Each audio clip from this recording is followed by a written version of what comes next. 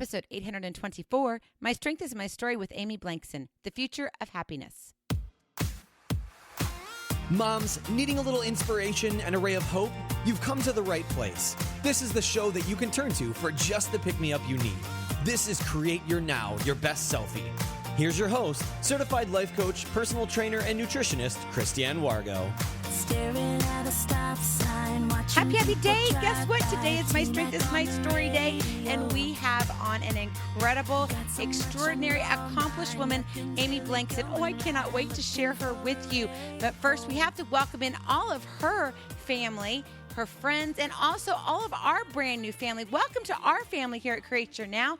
I'm so delighted of your presence. If you already haven't had the opportunity, you'll want to head on over to createyournow.com where you can learn more and sign up for the Kisses newsletter, the Keep It Simple Strategy, everyday solutions to live, love, and impact. And you know what? Today is a happy day with Amy. I had time to sit down with her, and we chatted about the future of happiness. This coffee chat is going to give you hope. Even in a digital era, you are going to learn strategies and tools, and you're going to want to pick up her book. Of course, all of that information will be in the show notes. But with Amy, oh my goodness gracious, I don't even know where to begin. So you know what? Without further ado, let's jump right on into our coffee chat with Amy Blankson, The Future of Happiness. Hello and welcome to Create Your Now. I am so excited to have you a part of My Strength is My Story series. And today we have on an amazing, incredible, extraordinary woman. Her name is Amy Blankson. She's a wife and mother of 3 daughters. She is the co-founder of GoodThink, a global positive psychology consulting firm, and the author of her brand new book, The Future of Happiness: 5 modern strategies for balancing productivity and well-being in the digital era. That's a mouthful, but you're going to love her book. Amy is also the only person to be named a point of light by 2 presidents, President George H.W. Bush and President Bill Clinton, for creating a movement to activate positive culture change. Most recently, Amy was a featured professor in Oprah's happiness course. She has also written an award-winning children's book. If that's not enough to make you happy, Amy, come on in. I'm so happy that you're here. Oh, thank you so much, Christiane. This is such a joy to get to join you this morning. Oh, well, it's my pleasure to have you on. I mean, you know, it's awesome when girls can just get together and chat. And when you're chatting about being happy, what could be better? Absolutely. This is wonderful. Well, tell us a little bit about you, where you are right now, and what keeps you hopping. Ooh, great question. So right now in my life, I just moved to Dallas about a year ago. So I've settled into being a Texan again in my life. I've got 3 little girls who are 9, 7, and 4, and a busy life and travel schedule that helps me to really appreciate when things calm down and to also practice what I preach, often with positive psychology. I'm using the skill sets I talk about every single day in my life, but I have learned so much, and I'm really excited to share with everyone some of the research that I've come across that I think could be really helpful for them. Awesome. Well, that's great. And with 9, 7, and 4 little girls, I'm not sure about Daddy, but there's a lot of estrogen going on in that household. Absolutely. Maybe he needs to take some estrogen, you know, to maybe balance it off to keep him sane. I don't know, but maybe that's for another episode. Oh, well, let's talk about happiness here for a minute, because I love your book, and I enjoyed reading it completely, front to back. And what I loved about it is you have contained in this book, and of course we will have the link in the show notes for you to pick up your own copy. But in here you talk about happiness, obviously, the future of happiness. And in it contains some of the favorite apps and also happy hacks. So as we're talking today, for the listeners, when you pick up your own copy, you're going to want to go back and check these little happy hacks out and how you can begin to implement it. But before we get into all of your different strategies, we'll cover a few of those. I want you to define for us, Amy, kind of the Webster's Dictionary of what you consider happiness is. Ooh, great question. So it's so important to start off with that question because I think so often people have very different perceptions of what happiness means, from just a sense of pleasure from worldly goods and experiences to something that relates to well-being, and other people are thinking about it as an emotional state. So when I define happiness, I'm using the ancient Greek definition, which is the joy that we feel striving after our potential. And I love this definition because for me, it's not about sitting still and just soaking up the sun. It's really about growing and becoming and discovering a sense of purpose. You're moving on a trajectory towards somewhere. And so positive psychology is really helpful in that domain because it helps you to figure out, what do I need to do to get from point A in my life to point B? I want to become this, but how do I get there? What do I do? And so often it's about our mindset. It's about the way that we think about the world, and that we actually have control over our happiness and our perception of the world. In fact, we learned from positive psychology that only 10% of our happiness is determined by our external environment, which means that if you or the listeners tell me how much money you make, where you live, how many kids you have, and maybe what your job title is, I can accurately predict your happiness levels, but only by 10%, because the other 90% is actually up to you. It's a mixture of your genes and your perception of the world. 90%.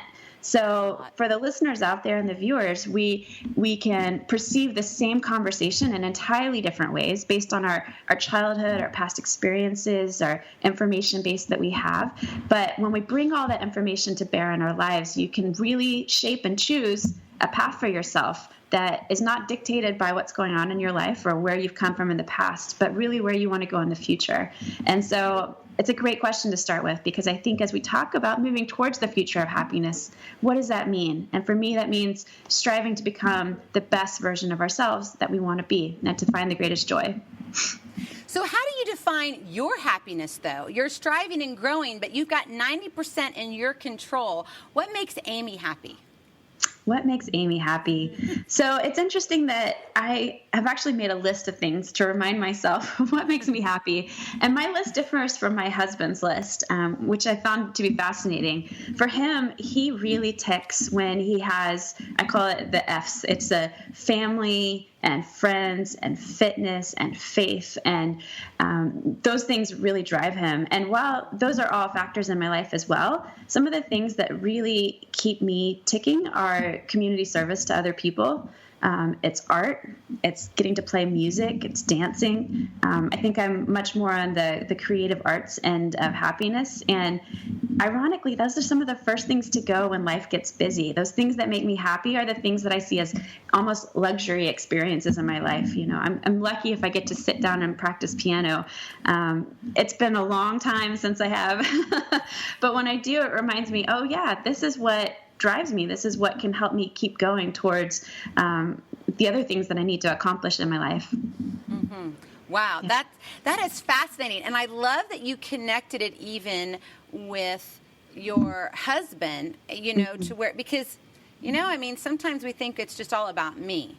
Right. And but when you're in a marriage, when you have children, when there's there's this devotion, you're committed in a relationship, there's got to be some crossover. And so thank you so much for acknowledging that crossover in happiness. Absolutely. You know, we've been married for 15 years now, so we're learning a few tricks along the way.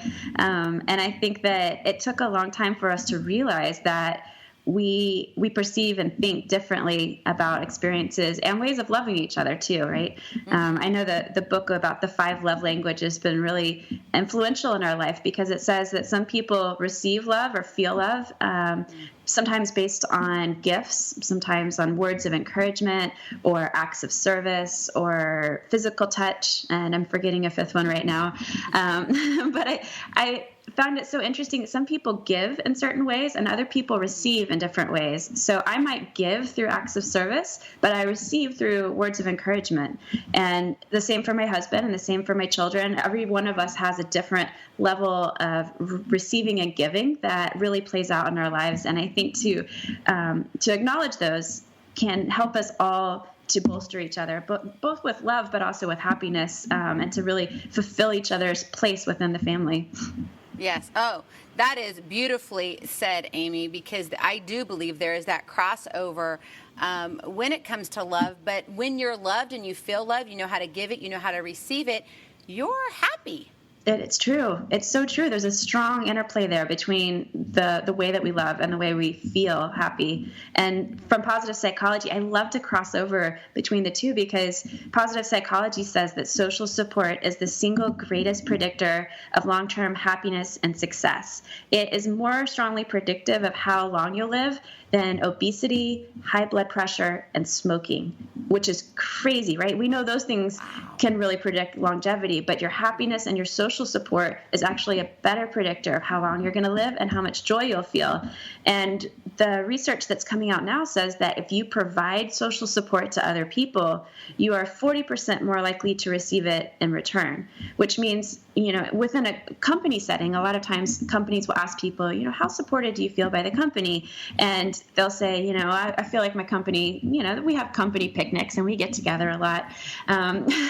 But those are questions of what is the company doing for me? What is my community doing for me? Or as we've all heard, what is my country doing for me? But I think the question, if we can flip it around, what are you doing to help other people? Really, it calls us to the mat to think about what we're doing in our lives. If we have a friend who's struggling, do they come to us for social support? Or if a colleague is behind on their work, are we the ones who are offering to help bring them up to speed? Or if we have somebody who needs an extra hand, are we volunteering our time, or are we waiting for other people to fill in the gap? And I think that answer to that question really comes back to this idea of how much social support do we want to receive? And if it's a bit of a selfish turn on that question, but I think that if we want to receive social support in return, the more we can give to other people, the more we'll see it in our own lives. Mm-hmm. Definitely. And I think it's important, too, that we have to learn and understand to give at the same time, being able to take care of ourselves by defining, what is happiness for us? Yes. Because then if we're working outside of our boundaries where we set up, and not that I feel uncomfortable because I'm one who says get out of your comfort zone. Mm-hmm. But when you're working outside of your boundaries as to your happiness boundaries, that's a different story. Yes, absolutely. Well, so when we started our company back in 2007, my brother, Sean Acor, he's also my co-founder of GoodThink, he wrote a book called The Happiness Advantage, and it was very much focused on how do we find personal happiness. And it came down to happiness being a choice and something that we practice in our lives. And I think that message is absolutely a first step in this process. But I think the happiness movement has done a disservice to people by only focusing on our personal happiness. We've got so much attention, particularly among millennials who are growing up with this message that happiness is important, to stop there and assume that our happiness is the tantamount experience, right? But I think that when we take it that next step, that other people's happiness drives our own, then you really start to get beyond the individual happiness level, and you're looking at, okay, what does it mean to create happiness on a larger scale for a community, for a family, for a school or an organization? How do I contribute and fit into that bigger picture? So I do agree, personal happiness is a wonderful starting place, and it's hard to serve other people until you have sort of filled up yourself in some level to be able to know that you matter and that your behavior matters and that you're in a good place. But the next step is to not stop there, but to continue striving towards the next level as well. Mm-hmm, mm-hmm, definitely. And you're going to want to keep striving because you're going to want to know more from the future of happiness. Amy writes in her book, 5 Modern Strategies for Balancing Productivity and Well-Being in the Digital Era. Of course, we will have the link in the show notes for you on this. Okay, so we've defined happiness. We've defined what makes Amy happy.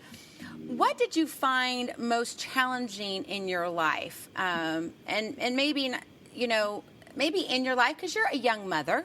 I mean, 9 years old and younger, that's a young mom. They're keeping you busy. I remember those days. I'm past that younger age, but I do remember them very well. What did you find most challenging in your life when it comes to being happy? That's a great question. I think one of my greatest challenges has been that I struggle with a bit of personal anxiety. That's something that I've had since I was very young and didn't really have the words for it until I got older. But when I am particularly stressed out or anxious or tense for some reason, I don't breathe particularly well. I almost forget to breathe, and then I get into this go mode where I'm spinning my wheels, but I'm not super effective. And I'm also not the person that I fully want to be. And so I've found the positive psychology has been really helpful to me to understand not only what's going on internally, but also to strategize for when I see myself ramping up to be more anxious, or when I'm in the moment of being anxious, what do I do about it? And some of it is just breathing. It's having reminders to breathe. Exactly. To be fully honest, some of it is taking an antidepressant that I think helped to find a stabilizing baseline where I returned to a place where I really felt like I was being myself, and I could do some of these positive practices because I could focus on some of the higher level practices. And I found that to be a really important message, I think, as a positive psychology and a happiness researcher, that people think that sometimes they should be able to be happy all on their own, and they get very frustrated that they can't, that they've been trying and trying and trying, and they're depressed. And it's a hard place to move out of with willpower. And so one of the things I've learned, that you can use every tool at your disposal, from journaling and meditation, antidepressants, social support, doing things for other people. All of these become a toolbox that when you're struggling, they are crucial to your success, and I use them all. But one particular example from the new book that I think really illustrates where we're heading with the future of happiness is that I tested a number of gadgets and wearables that are designed to raise our happiness by increasing our consciousness about our own behavior and giving you a sort of a sneak peek window into your own mind in a way that we've never been able to before the technological revolution. And so one of these gadgets that I tried out was called the Firestone, and I wish I had brought it here with me today, but it is a small little clip that attaches to either your bra strap or your waistband of your jeans, and it's measuring your respiration, which is, you can see why I was really interested in this particular wearable. And in real time, it's providing feedback on an app where you can watch your breath go up and down, and based on your breathing patterns, it'll say you're feeling calm, you're feeling stressed, you're tense, you're anxious, you're happy, you're focused. And ironically, when I first started trying out this wearable, I wore it for about 3 days, and I think I racked up 1 minute of focus. I didn't realize how unfocused I was according to my breathing patterns, but I've gotten better. I think I've gotten up to maybe 44 minutes a day. It's shocking how unfocused I am at times, but maybe you're just a heavier breather overall. Maybe so. I don't know. Maybe I've got to calibrate it better. But it's been spot on when I feel tense. And what happens is when I feel tense, it'll start to vibrate really gently, and a message will pop up on either my watch or my phone saying, you're feeling tense. And so this one particular time, about a couple days into trying out this Firestone, my daughter had been playing in the pool at home, and she unfortunately had a little friend jump onto her, just horseplay in the pool, and it broke her neck. And it was just horrible accident. She's fine now, fortunately, so she's recovered lovely, and I'm sure her neck is stronger than ever before. But at the time, it was a bit of an emergency. And so I remember taking her to the hospital and going into the doctor for the x-rays. And the whole time, my Firestone was on, and it was saying that I was supernaturally calm. You know, that mother-like calm you get when you're in go mode. I don't know what was going on, but I was focused for that minute. It did not say I was tense until we were leaving the hospital, and I was walking out, and all of a sudden the Firestone starts to vibrate, and it says, you're feeling tense. I was like, yeah, I know. Thanks for the insight. But it was just enough of a reminder to me to stop and say, okay, why am I feeling tense? Mm-hmm. And what came to me in the moment was not I was tense about my daughter's neck being broken, but I was tense because I was worried about what other parents in the hospital would think about me walking out with a child who had a broken neck. And that wasn't really what I wanted to be thinking about at that moment, but very genuinely was what I was stressed about. And so in about 30 seconds, I was able to mindfully pivot from that awareness point to, okay, this is who I really want to be. I want to be there for my daughter, who's the one going through all of this, who's going to have to walk into school wearing a neck brace, who's going to have to give up gymnastics for the summer and not be able to swim.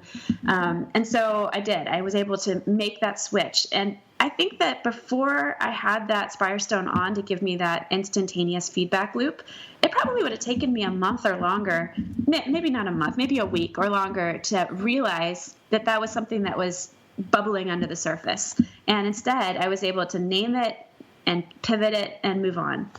And so when I write in The Future of Happiness about technology, technology is both distracting, it's horribly distracting at times, but it's also incredibly helpful. And so what I want people to be able to do is to discern better what technology in my life is moving me forward and what technology is holding me back. And I want to call people to the place of being able to say, this is important for me to figure out now. We are flooded with technology on all sides of our lives. We have wires and gadgets and gizmos all around us, and it's only going to continue as the Internet of Things, steps into our world. And we have Alexa, and we've got Siri, and we've got, all these interesting names.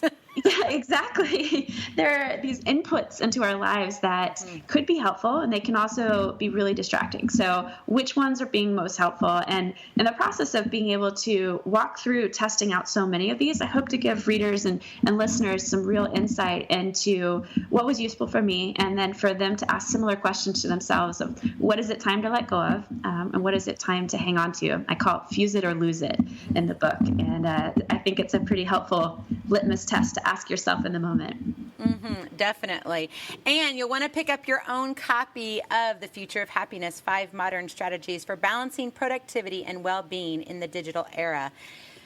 Amy, you go through the book and you talk about 5 strategies. I know in our household, and when I was reading your book, talk about being honest. And thank you so much for just being very vulnerable and sharing your story.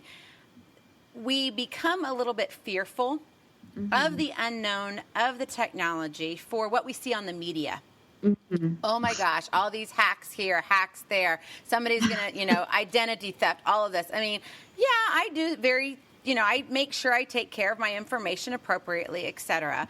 But we can't escape where the digital era is leading us. Technology is here to stay.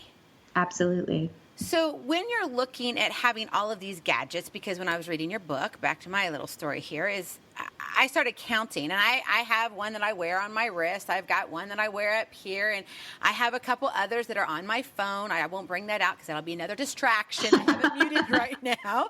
I don't need any more distractions. Right. And then I calculate, with 5 children and the hubby and myself and having an online business, we're doing awesome here because we get to use technology. You're north, I'm north, you're south in the U.S., and we're communicating video and audio. How cool is that? But at the same time, there's so much to be had. How do you even begin to figure out what's right for you as an individual? So that's such an important point. I think that it is something that's going to differ for everybody. But the principle I try to draw out in the book, at the very beginning of the book, is this idea of figuring out how to stay grounded. And in the same way that, when you plug in an electrical outlet into the wall, if you have a grounding plug on the wire, that's that third prong, it actually helps to channel the energy. And I think it's such a great visual analogy for me to think about, okay, what is my third prong? What am I using to help focus in on what's most important? Because there are so many different ways that I could use technology that seem like I'm being productive, but might actually be counterproductive. And so what I talk about with the third prong is thinking about a set of guiding principles that we can start to establish now in our lives very explicitly, writing them down about how you want to engage with technology. And this could be from certain social cues, like when someone walks into the room, I'm going to commit to looking up from my device to make eye contact and say hello. Surprising that we've moved away from that one, right? That we can have, my children can walk in the room and I actually haven't looked up from my phone for 10 minutes to even see what they're up to. I mean, that's horrible. That's not who I want to be. So I'm putting that on my list of grounding principles. I want to make eye contact. I want to have the ability to single task when I want to single task, which means that I am going to put my phone away when I'm driving. I'm going to put my phone away when I'm at the dinner table.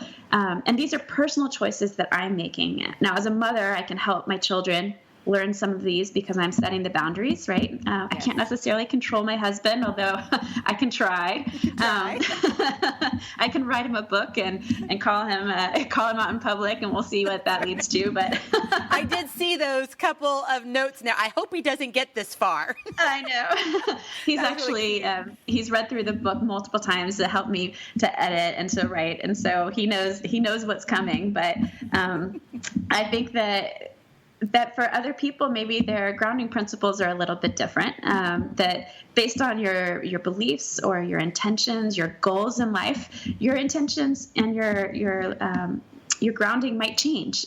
When you're a young mother, that it might look different when you are a more seasoned professional or when you're a teenager.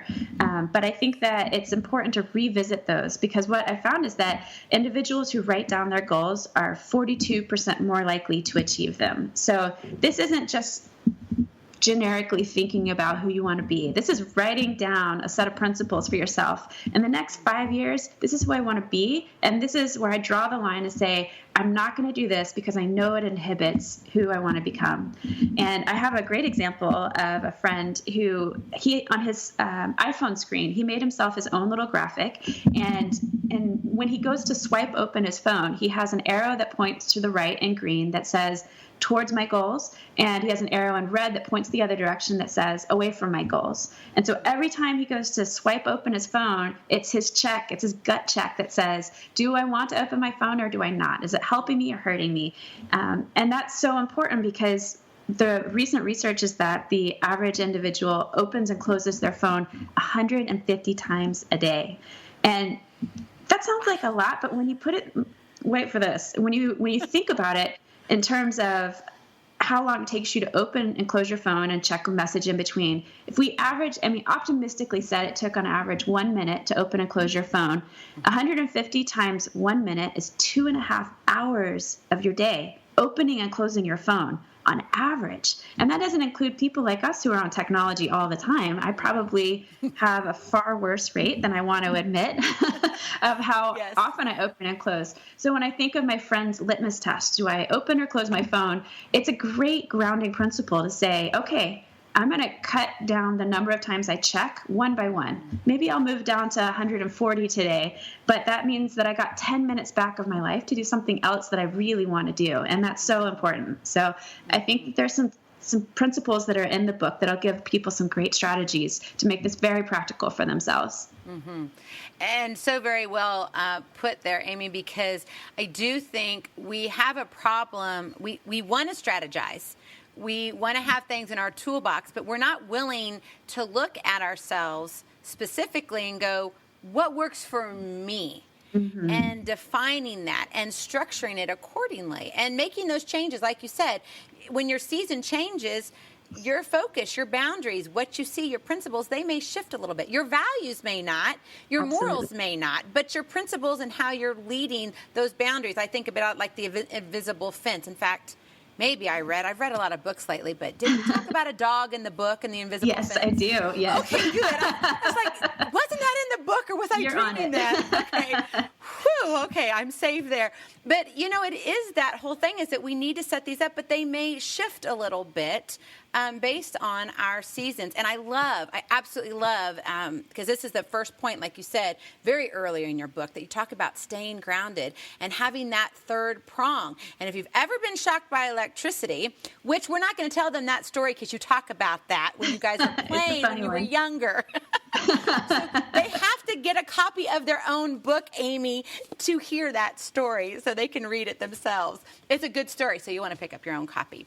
So with that, staying grounded, that third prong, finding what fits for you. what would you say, what's an easy either app or a way for them to begin to define even just the first step? What would you tell somebody? I think the first step is gathering information, because it's hard to change something that you don't know what's wrong or where you're at to start off with. And so one of the apps that I think is really useful is called Break Free.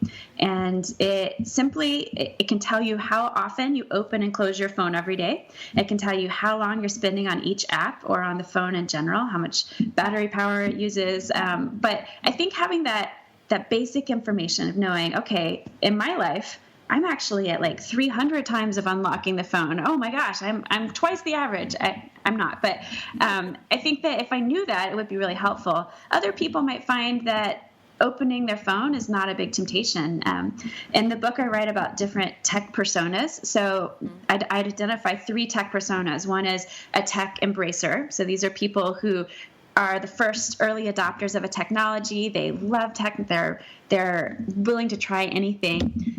The second tech persona is a tech acceptor, and that's somebody who has been watching from a distance. They'll adopt a technology if they have to, or if it's been pretty well tested, or if their boss makes them. They're not happy about it, but they're okay with it. And then the third group is the tech resistor. And these are individuals that are putting their feet in the sand, and they're like, no way, I am not getting a smartphone. I love my flip phone. I don't even need a phone. I'll leave my phone at home just to make a statement.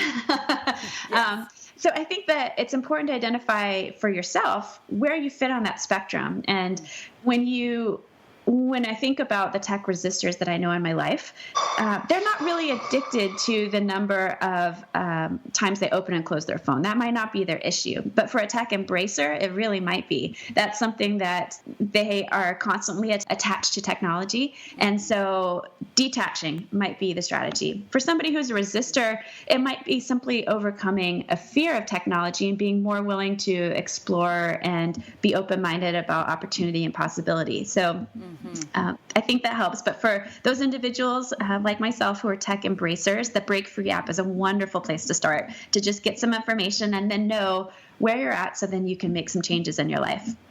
Awesome. And of course, when you pick up your own copy, she has in the back of the book, if I remember correctly, because I got her pre-copy and then I actually got the copy of the book. But in the back, there's a whole listing of the apps, all of the research that she found, everything. So if you're one who wants to geek out, maybe you truly are this social, the social person who wants to know where technology is going, this is going to be chock full of information. Or maybe you're just a truly concerned mom that says, I want to know where the future of happiness is and how this is going to affect my family. Because when you're the CEO of the family, we've got a lot of responsibilities resting on our shoulders.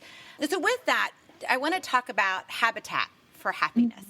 Absolutely. I love, because of course you're on Create Your Now. So it's all about creating your now, the actions that you take. Because what you say in your book is that happiness is a choice.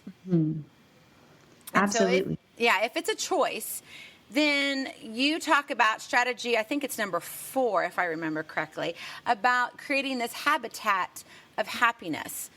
Talk a little bit about that. So you read the book really well. You know the strategy numbers. I'm impressed. Strategy number 4, create your own habitat, is very near and dear to my heart, because I think at GoodThink, we've talked for years now about the 90% of our happiness that we can control.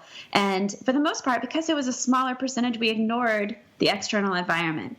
But I wanted to spend a little time actually honing in, particularly as women, to think about what can we do with that 10%. Because it still impacts our life. There are things going on around us that we can choose to shape the factors that are taking place. And so I go through in the book and I talk about very practical ways that you can organize your home, your office, your school, the places you learn and play and grow, to set yourself up for a greater level of happiness. And it can be as simple as creating spaces within your home to allow for more happiness to come in. And that could be one of the examples I talk about is the tech graveyard. And I love this idea because I personally struggle with it. I have a few bins, and they're really, mine are like the big, huge Rubbermaid ones. Oh, yes. They're not the little clear, so I haven't even gotten that far yet. But yes, go ahead, continue. Oh, my goodness. Well, because I wanted to try out everything I talk in the book. I talk about in the book. I have tried the strategy myself, and I went from a sort of cursory, like, yeah, it's probably time to let go and recycle some of those old things to, okay, this is actually really hard. Like, it takes a lot of time, and it's kind of overwhelming to figure out, what do I do with this? At home, I have 4 laptops stacked up, 4 MacBooks that I know are broken of some sort. They've got data on it that I want to be very careful about how I dispose of it. But they're taking up space, and someone else could probably be benefiting from them. I mean, they're valuable, right? So I went to go figure out how to erase the data, and I wanted to explore all the different resources that people could use. And what I learned was that when you have a broken screen or a broken battery or a trackpad that doesn't work or you've lost the charger, it's really hard. And so in the book, I talk through some strategies about where you can go to get help with deleting data, where you can recycle, and people will help you for free to take some of these items off your hand and be able to pass them along to somebody that is going to be able to utilize them. Like, for instance, I learned from a good friend of mine that domestic abuse survivors often need cell phones because they're on the go and they're flying from a particular situation. So all these old cell phones I've been hiding in my drawer could actually be going to a good purpose. And I certainly don't want to throw them out, right? Because number one, I spend a lot of money on them, and somebody can use them. They're just old. They're not broken in some senses. So how do we deal with this? How do we make space within all those drawers and closets and cabinets in my house to repurpose things effectively, and then to invite in space for me to set up art supplies, or to be able to have space to start on new creative ideas with my children? And how do I have space for all the new technology that keeps coming into my life? I mean, the holidays come and everybody gives each other gadgets. And now I'm like, no more gadgets, because I have nowhere to put them. I think that this is something that is becoming a universal experience for us as a society, right? 10 years ago, this wasn't a big deal, but all of a sudden now we have some people have 8-tracks, and you've got VHSs, and you've got the mini DV8s, and you've got the CDs and the DVDs, and now you've got all these online clouds, and these things are flying into our lives so fast that if we don't deal with them right now, they're going to only continue to pile up and make you feel overwhelmed more. And so in the book, I talk about something called the GOT syndrome. It stands for GOT, guilt over things. And boy, do I got the GOT syndrome.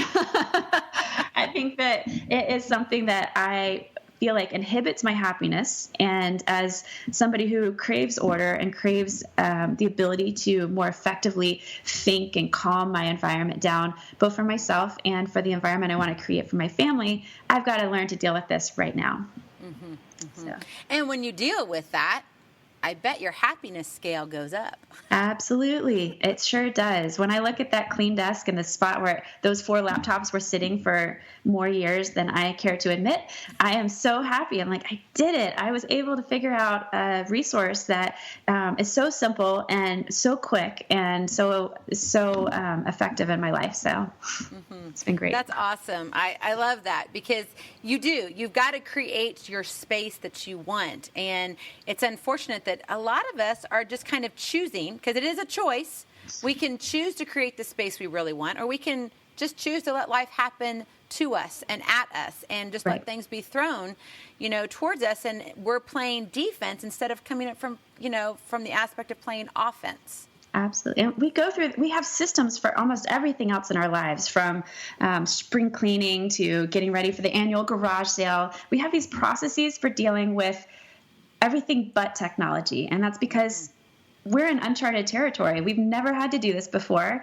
And now we're kind of making things up as we go. And so my plan is to help people have a plan of attack. Let's get strategic. Let's figure out a system so that every year after this, it's easier. It's just, we fall into a rhythm. When we're cleaning out the garage, we're going to clean out the tech graveyard. And it's not so overwhelming for people. Yeah. Well, when you were doing your research on this, Amy, what was one of the things that stood out and surprised you the most that maybe hindered happiness through the digital era, where we are now? I think one of the most shocking pieces of research is that it's called a study of mere presence. And it says that the mere presence of an object in your environment can actually impact you even if you never touch it. So specifically, the study was done with a cell phone. And it said that the mere presence of a cell phone, whether on the table, by your laptop, in the middle of a conversation, even if you never touch the phone or look at it, can still decrease your feelings of closeness and your feelings of effectiveness and productivity. And the reason why is because your brain is anticipating that you're going to be needed. So we're almost like Pavlov's dogs who've been trained with a bell, right? And we all have this dinger that is something we recognize now, and you hear it, and everybody perks up like, "Oh, I think I'm needed again." And as much as we love it, there's this love-hate feeling with somebody needs me. It's addicting to be needed in a way. It's intoxicating, and so I think that. It really resonated with me and made sense that when I have my cell phone right here beside me, it could impact the way I relate to other people. And so my new strategy is I simply take my phone and I'll either hide it behind my laptop screen where I can't find it, or I'll tuck it into a bag, or if I'm having a conversation with somebody, I will put it in a back pocket, anywhere that's out of my visual line of sight. And I found that that's been really effective for helping me have that impulse control over, do I need to check it? Or maybe something came through, or, whoa, I don't know what's going on in the world. Yes. The National Center for Biotechnology information recently said that the human attention span has dropped below that of a goldfish, which sounds ridiculous, right? I mean, I didn't even know goldfish had an attention span. Well, it turns out they don't really. And who's studying that anyway? That's my concern. That is a great question. I better figure that one out. Yeah, check that one out and let me know. Absolutely. But apparently we don't have attention spans either anymore, and it's been declining rapidly. So I want to recover my attention and focus. I want to feel like I'm not scattered and all over the place. And so any strategy I can use right now to begin to recover that in my life is going to be really important. Yeah, and we need to have an attention span much longer than a goldfish. Absolutely. I think a goldfish has 8 seconds, and we're under that now. The goldfish is 9 seconds, but we're 8 seconds. Oh, okay. I was a second off. I was trying to make us a little more hopeful. Sad. Yes, it is. It is sad. I mean, I don't want to consider myself a goldfish. I mean, and how do you think that plays? You know, taking this, I'm totally skipping to your next book that you're going to write. So I'm just going to tell you what you need to write on. Would you tell me? The future of happiness, you could go even further. And you have young children. I mean, you know, you have the millennials even. How is this going to affect our younger generations coming up? Because they're being born with, I mean, almost like a phone in their hand. Now, I was not that mother. We had technology in our household, but I still have a son, believe it or not, 5 children. He's in 6th grade. He does not have a cell phone. Wow. That's just something that we have chosen not to do. Now, he does have a computer, but he doesn't carry that computer. You know, it's right. For school. But we've chosen he doesn't need a cell phone. Mama's there, Daddy's there to take care of things. Now, that's our choice, of course. But that would be very fascinating to carry this research on for your next book or 2 or 3 books, you know, as to how is it going to affect? I mean, do you have any idea? Could you make a prediction? I mean, why not? Let's talk predictions here with the future of happiness and where this might take us. Absolutely. So I think when I wrote this book, what really surprised me was that no matter which audience I was talking to, whether it's executives or it's children, it's working parents, actually more specifically adults in this case, people hear this topic, in terms of their children. They hear it first for their children because that's where the pain point is in our lives right now. We have this massive concern as a society about where are we heading? What is this going to look like? That this is completely unprecedented, and we've seen probably the worst iteration of technology at this point, where the pendulum has swung from no technology to, oh my gosh, it's everywhere. And I think what's happening is they're actually starting to come back to the middle, and I hope that my book is part of that process of coming back to a sense of balance, because what we see happening is that the Generation X went from no technology to a lot of technology, right? But the digital natives and the millennials are actually being raised with a different level of knowledge. The parents have a different level of information about how to set boundaries. They know that we need boundaries because they've seen the tech tantrums when you have a child. I have a friend who has a little boy who he has this obsession with remote controls and gadgets and screens, and there is a compulsion that when you try to take the technology away from him, he will flip out. He will freak out. And I call it a tech tantrum because it's so ridiculous. I mean, he's like 9 years old, and you would think he'd have self-control, but he doesn't like having things taken away that he felt like was his right. I think what's going to benefit the younger generations is that we as parents know what that looks like, and we don't want to go back there. And so the younger generation, we're telling them, you will have boundaries. This is what it's going to look like. Screen time is limited. We didn't even have the word screen time a few years ago. Now everyone's like, oh, no more than 2 hours of screen time, right? Right. So now the younger generation hears this. And I even heard my younger daughter, who's 4, say, oh, my screen time is up. Like, it's just assumed you will have boundaries as long as you're in my household.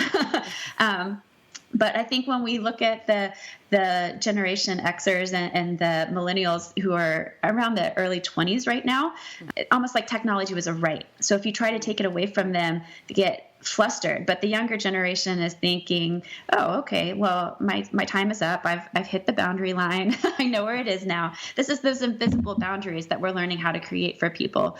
And so I'm hopeful that this information will make us only better able to control the future as a society, to be able to set ourselves up for success.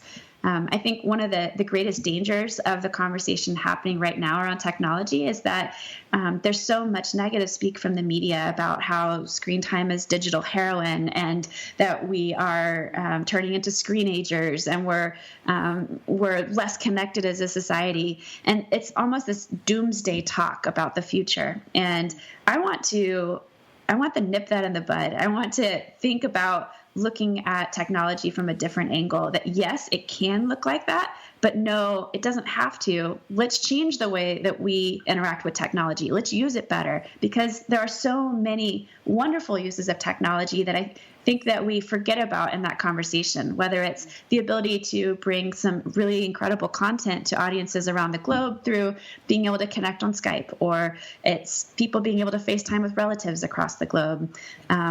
I have been working with an organization called Enable that helps build 3D prosthetic hands for children in need. By going to your local library, you can actually help print out pieces of a prosthetic hand, assemble it over the course of a weekend for a mere $30, and send a hand to a child in need. Amazing, right? That would have normally cost $120,000 for one hand, and that child may or may not have ever received a hand to be able to interact with life. So you have these technologies that we don't want to ignore their potential, but we also recognize that if we're going to move forward, we're going to have better boundaries, strong boundaries that we have thought about very intentionally and that we're doing something about. And I think if we can figure that out, we can set ourselves up for a better future of happiness. And that's where I want to see us go as a society. Wow, wow, wow. You're going to want to pick up your own copy of your book, The Future of Happiness, 5 Modern Strategies for Balancing Productivity and Well-Being in the Digital Era. We were talking about children. She actually gives resources in here for things to help you set boundaries. Yes. Regarding screen time, not just from, the gadgets I know themselves have some things built in with parental controls, but if you're like, I don't even know where to begin, pick up Amy's book, because she has some great resources in there for you to learn. And even if you don't, and you're the grandma or grandpa that's listening, you may need to get on, I've been working with my mom. I'm like, Mom, you got to get up to speed here because, it's interesting. I love technology, and you have to know and learn how to communicate with your children if you want to stay connected. And some kids get to the point where they talk more via texting. Well, if you're one who's saying, I'm washing my hands of that, I don't want to learn how to text on my phone, you're going to end up losing connection, forming a deeper relationship. And I do believe you can form deeper relationships while texting, not while driving, but while texting. Absolutely. The research confirms that. Oh, well, awesome. I love that. Well, and so with that, though, give us more hope here, Amy, because I think whether you're the grandma or whether you're the mom who's kind of like, oh, I'm just debating whether or not I really should do this, or, give this perception of hope that there is a future of happiness, even with digital devices and technology and where we're going with it. Absolutely. Well, to answer that question, I want to mention one specific resource that I talk about in the book to give people something to walk away with here to really think about how they can start to create those boundaries for themselves really quickly, because I think that helps answer that question about where we're going in the future. So one of the devices that I tried out, it's called Kids Wi-Fi, and it is a router that plugs into your wall like a nightlight, but it hops onto your existing router in your home. And what it does is it gives you an online platform to control what hours of the day your kids specifically can check the internet. So it doesn't affect my internet, but it affects theirs. It'll shut it down at 10 o'clock at night. I can say what kind of web searches I want them to have, and it'll block off things like gambling, pornography, things that are marketing to them. And then it gives me a feed about what they've been actually searching for as well. And what happened the day after I plugged in kids' Wi-Fi, my daughter came running to me saying, Mommy, the internet doesn't work anymore. And I said, oh, really? What happened? And she's like, I was just looking. She likes fashion a lot. And so she had been looking for the search term cute girl short skirt. And it blocked her. And I was like, score one for Mommy. Yes. Got her just in time. But what I realized is I had that experience was that this sense of peace and calm came over me. And I didn't realize how stressed I had been or how anxious I was in the back of my mind about the what ifs. I didn't know, at any given moment, we hear about bullying online. We hear about sexual predators. We hear about people posing as different types of people. We've seen our own children interact in ways that are shocking because they don't think anyone's looking. So to have that safety net provided me such a sense of peace. It's so simple. I don't have to monitor it. I want to monitor it, but I don't have to actively go through and check when we have friends that come over to visit our house. I obviously am not on their devices. I don't have a control over their devices. And here they are bringing a phone or a laptop into my house. When they're in my house, they're using my Wi-Fi, and I get to set the boundary now that controls what they might show my children and what my children might show their children. And it is such a fantastic advance. So simple, and yet it gives me so much hope for the future that we can set these boundaries, that this is not beyond us, that these things are not moving faster than we can get ahead. We are smart women. We can figure this out, and we will score one more for Mommy at the end of the day. So that's my encouragement to all of the listeners out there, that we just need to get on top of this. We need to get grandparents on board, aunts and uncles on board, so that they can begin to help create that safety net for our children that I think should be there. As the founder of Kids Wi-Fi once said, you'd never let your child go out and ride a bicycle without a helmet. Why would we let them get on the internet without a safety net? And I think that really honed in for me on what I want to create for my kids. I can't keep them in a bubble, but I certainly can set them up for success. Mm-hmm, mm-hmm. Well, it makes me think about when you're going to have children and you have to baby-proof your house. Yeah. You that needs to be included now, is that you add the kids' Wi-Fi, that it just becomes part of it, and then you don't even think twice about it. And like you said, you're setting boundaries for when their friends come over. So you don't have to worry about the oops that happen. I mean, because the schools that have their tablets now, I mean, I know in our school system, and we are a very small rural district, I mean, just to give you kind of an idea, our graduating class size is 120 children. Wow. We're small, okay? But we have technology in our school systems, and it goes all the way down to kindergarten, and I think they're even introducing it into our preschool program. Wow. And so everybody has access now to tablets. So, you know, come on, people. There is a future of happiness in this digital era, but like you said, we've got to stay on top of it and know that, hey, you know what? We can make this a happy place if we so choose. We can. I think there's so much guilt going around in society too right now about, you know, either that a parent might have messed up and their child did have an oops, or that other parents are saying, oh, you let your child have a cell phone, or you don't let them have a cell phone. Either way, there's sort of a judgment about the choices that we're making for our children and our families, that they may differ substantially family to family, of what works for one child may not work for another child. But I think that as long as we're having this conversation, you can't go wrong. And I just want to free parents up out there who are hearing this, that these are things that we can get better at. These are not things that we should even inherently know how to do, because this is all new space, and it's something that we will be able to prevail to create something better. The human mind is the greatest supercomputer ever created. So we just need to tap into our own creativity to stay one step ahead, and not in that frantic fight or flight sort of way where we're trying to escape technology or trying to hold it down, but really, how do we use it for its best and highest purposes to lift each other up so that we can connect better, so that we're using it to become better people, so that we're focusing in on what's really important, so that it's not just to drive our productivity, but that it's to drive us as people to find a greater sense of purpose. And all of that is within reach, but we do have to take just a few moments to take stock and set ourselves up with some very specific strategies to make that future possible. Whoa, you are amazing, Amy, and you all will want to pick up a copy of her brand new book, hot off the press, The Future of Happiness, 5 Modern Strategies for Balancing Productivity and Well-Being in the Digital Era. You are going to want to be balanced. You want to be productive.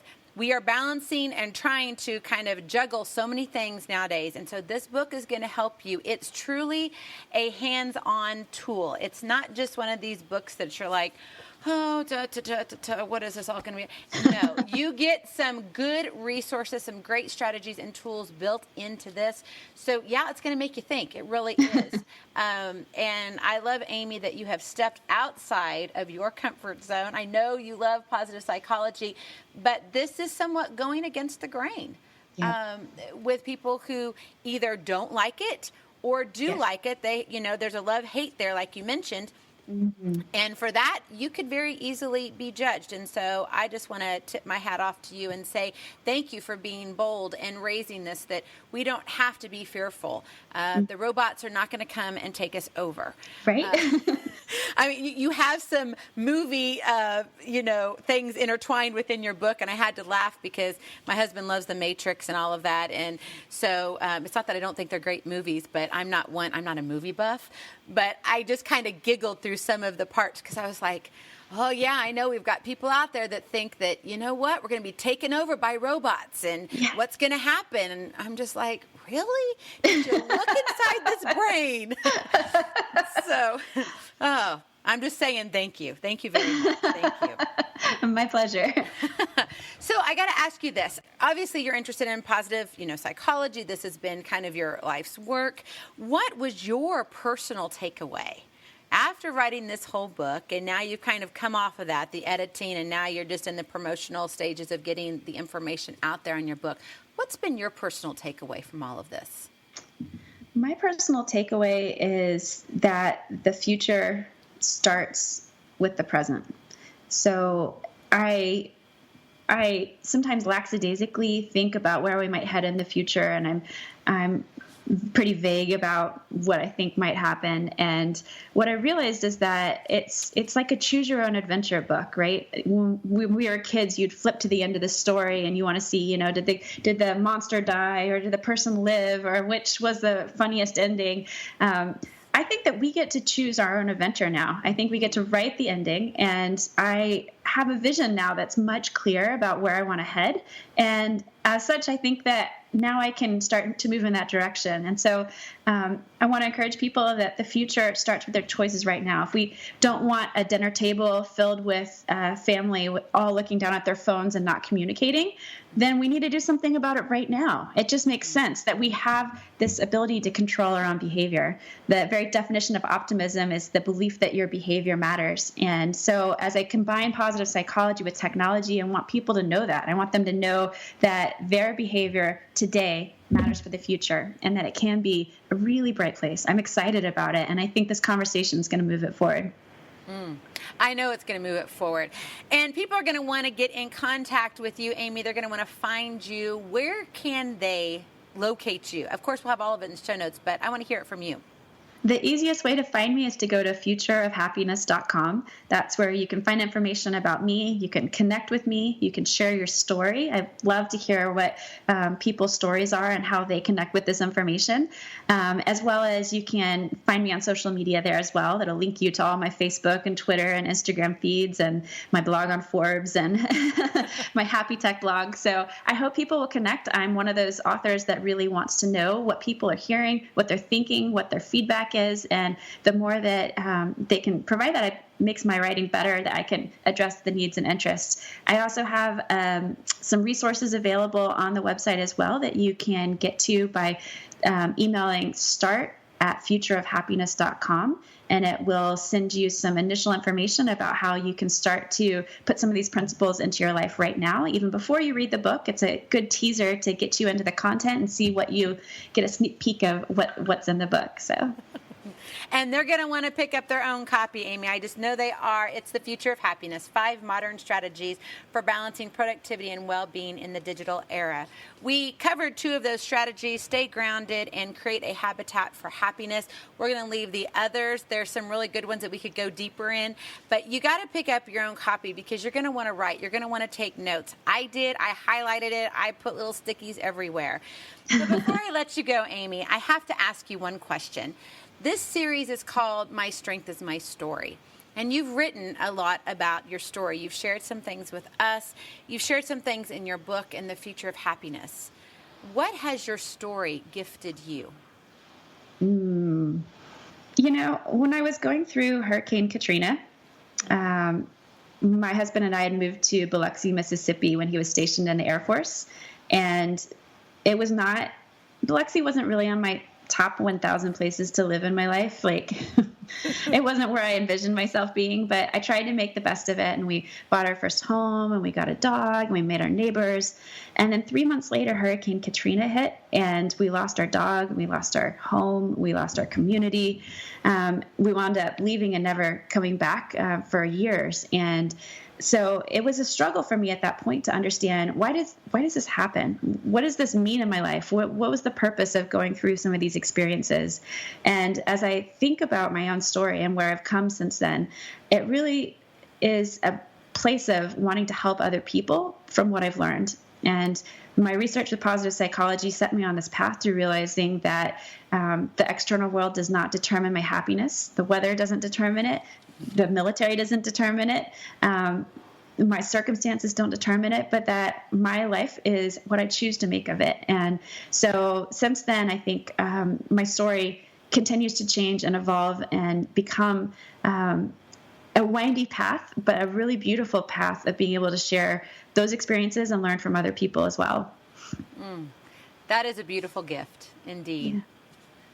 Thank you, Amy, so much for your time and sharing with us all of your thoughts. And, of course, we will have all the information in the show notes so you can pick up your own copy of The Future of Happiness. Amy, I'd love to have you back whenever you would like. It has been truly my joy and honor and privilege of having you here. Have a blessed day. Thank you. You as well. Thanks so much, Christiane. Thank you. Bye-bye. Feeling inspired, ready to train for life, and love your journey? Visit CreateYourNow.com for more incredible resources to help you along the way. We'll see you next time on Create Your Now, Your Best Selfie. And remember, always be sure you consult your physician before beginning any health and fitness plan.